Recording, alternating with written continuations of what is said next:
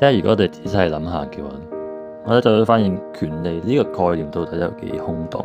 因為雖然你就可以話你有被尊重嘅權利啦，但係咁樣係咪就代表其他人有責任尊重你？又例如你就話你有得到溫飽嘅權利啦，但係到底邊個有責任提供食物俾你？咁當然我就唔係喺呢度鼓吹大家無緣無故咁樣唔尊重任何人啦，而我亦都唔希望有人得唔到食物而餓死。咁但係呢個同你有冇權利根本就係兩回事啊！咁我哋又可以睇下呢個女權嘅例子，就係話當女人獲得經濟實力之後，佢哋自然就喺好多方面都得到權利。而當你缺乏經濟實力嘅時候，你係好難爭取到任何權利。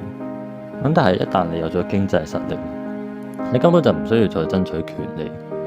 你可以咁講，因為經濟實力本身就已經附帶呢個權利。咁所以我諗我哋就要分清楚呢個因果關係，就係話到底女性係喺得到經濟實力之後慢慢產生咗女權嘅諗法咧，定係因為佢哋有咗女權嘅諗法之後而得到經濟實力？